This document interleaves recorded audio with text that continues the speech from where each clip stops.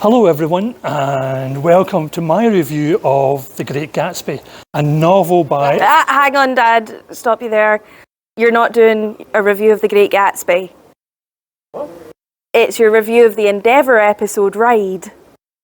Oh, okay, right, okay.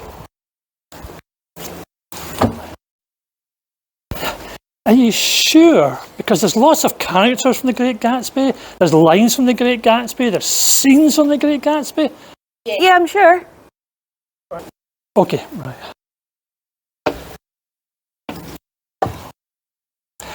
Are you really absolutely sure? Yes, we talked about this before we came out. It's Endeavour, not Great Gatsby. No. Okay.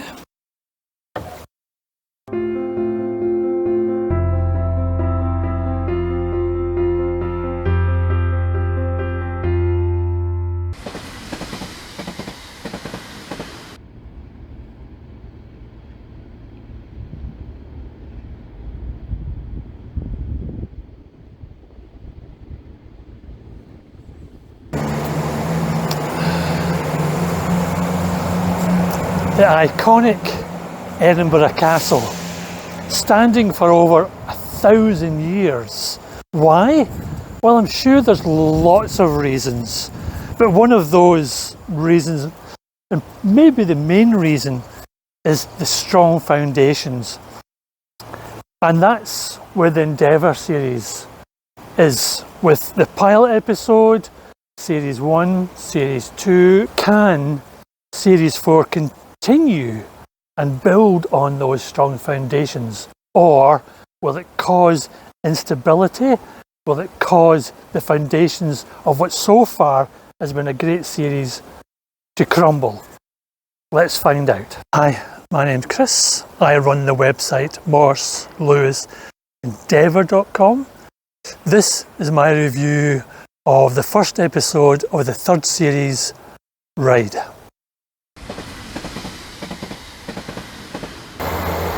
So, the episode Ride starts in March 1967, 3 months after the events of Neverland. Endeavour has been released from prison and has ensconced himself in a cabin next to a lake. Fred Thursday has not fully recovered from his injuries due to the shooting. He finds himself with a bullet in his lungs. Jim Strange, he's been promoted to sergeant, but the events of Neverland, the shootings, etc., have been swept under the proverbial carpet. Or, to be more precise, the results or the outcome of the inquiry have been unreleased and have been sealed for 50 years. Endeavour is not happy with this outcome and is questioning his place in the police force and as a detective.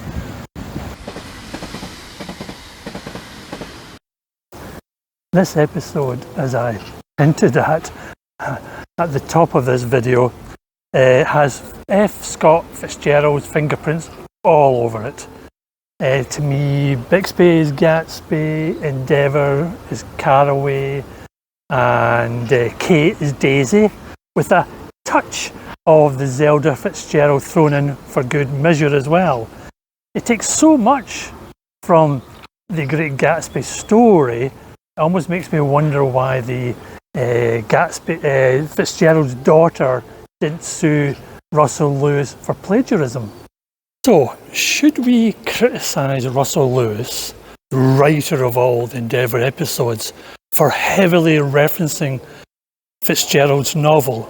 Or should we applaud him for his ability to merge a great novel with an Endeavour episode?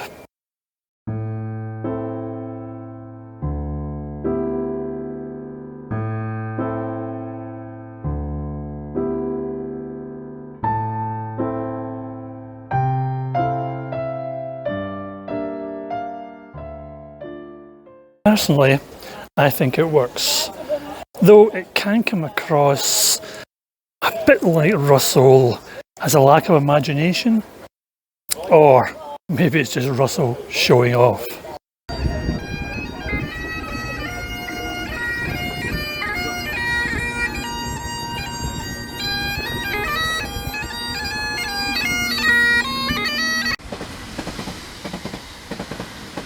pacing of the episode is slow and methodical and reminded me of some of the Morse episodes, which of course is a good thing.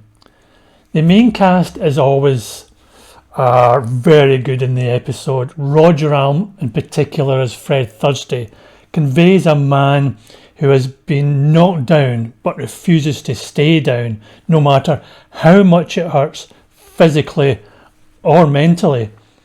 The anguish of being close to death after being shot by ACC deer, the anguish of being close to death is portrayed wonderfully by Roger Alm. Fred suffers in silence. He doesn't want to worry his family, and he certainly has no intention of allowing the enemies within to get the better of him. Endeavour, on the other hand, is willing to walk away from the police force. He's tired of the corruption. He's tired of no one being held accountable, not just for shooting Fred, but for attempting to implicate Endeavour in the murder of Chief Constable Standish. Now, ACC Deer may have pulled the trigger that shot Fred.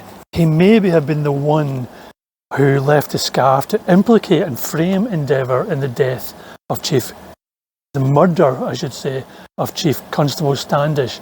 But Fred knows, Endeavour knows, that there are others pulling the proverbial strings behind the scenes, and in particular, the Masons.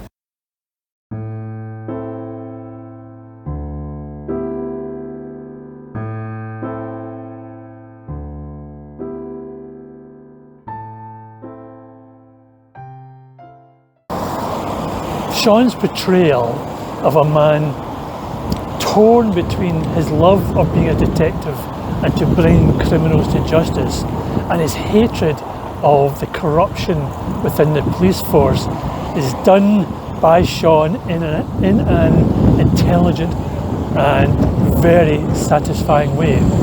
Sean portrays a man trying to hide from his destiny. Endeavour tells Fred that he's not the same, that he is of no use to him, but Fred explains to him why he shouldn't give up. There's a town he's looking to. That doesn't change just because I dropped a suit size. Throw the towel in now, it was all for nothing and the bastards won.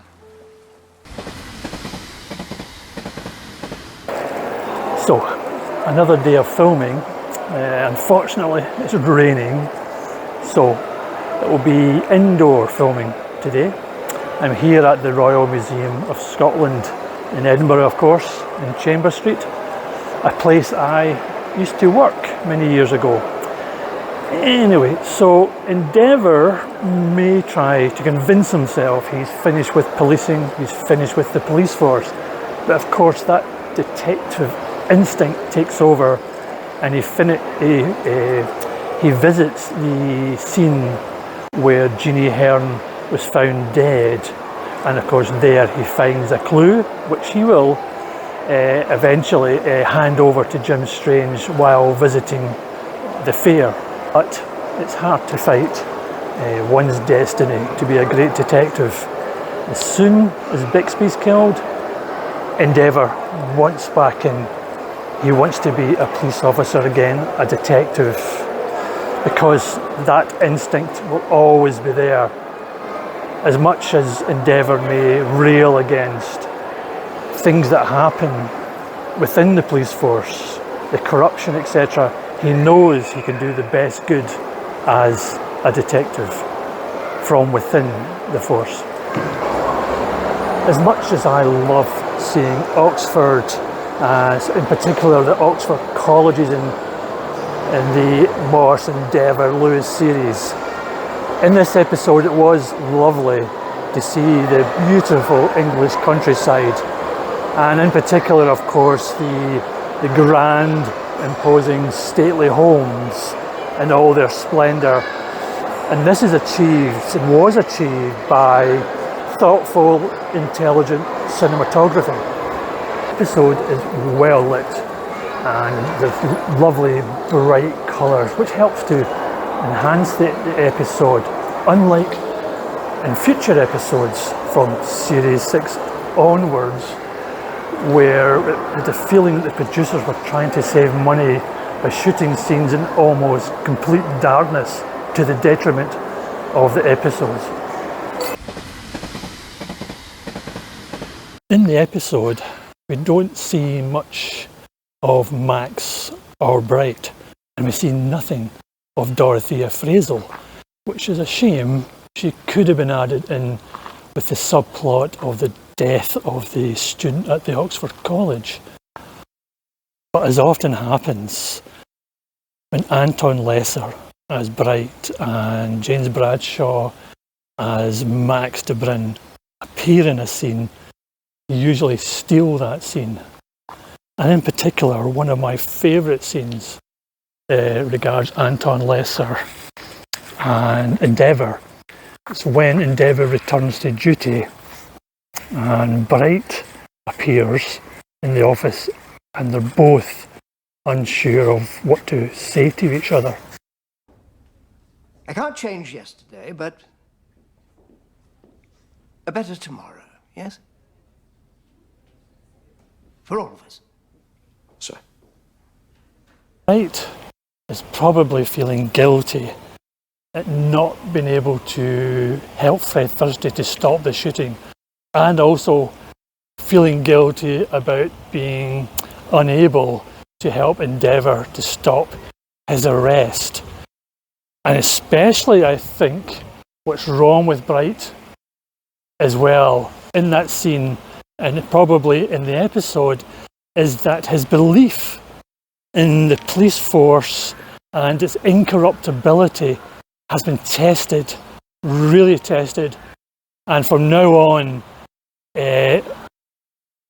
Bright's belief in this incorruptibility will never be the same again. It's from this episode onwards that Bright's treatment of Endeavour changes. He begins to respect Endeavour more and begins to treat him better than he has before also. It changes quite a bit through the next few series. And kudos to Russell for writing such a wonderful scene. He has to be congratulated on that. Now, from the sublime to the ridiculous. I can forgive Russell's overuse of references and scenes and dialogue from The Great Gatsby, but he also takes from Citizen Kane, the Orson Welles film. He also takes from the classic novel and film Brighton Rock. And even worse though, the ending is stolen wholesale from Christopher Nolan's 2006 film The Prestige.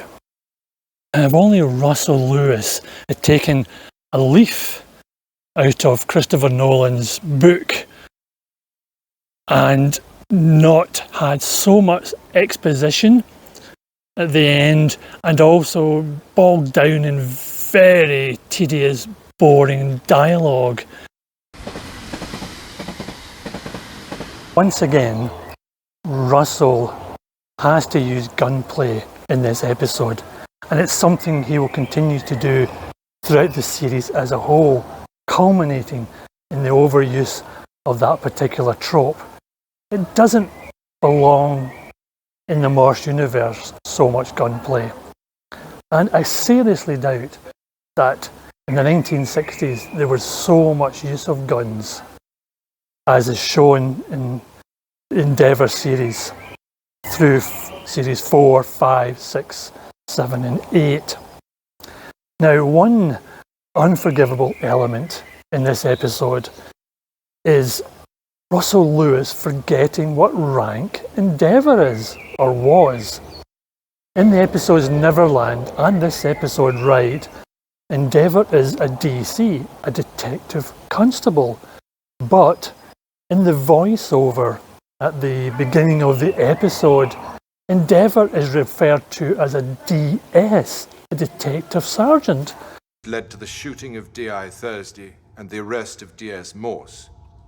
Now, how can a writer of this episode not have that clear in his mind what rank Endeavour is? Surely he keeps notes of what happened. But as we'll find out in later series, he does make similar errors later on in other episodes, which you'll find I've pointed out in those episodes I've reviewed. My score for this episode is 7 out of 10. It's a solid episode, but rather disappointing when it's up against the previous episode, Neverland. I hope you enjoyed my review, or at least enjoyed looking at the beautiful city of Edinburgh behind me. If you want to learn more about the episode, read my comprehensive review on my website, morseLewisendeavour.com. You will find information on locations used in the episode, the music, literary references, and much, much more. If you're watching this on YouTube, you will find the website address below the video in the information box. Thank you so much for watching. Take care, and I'll see you again soon. Goodbye.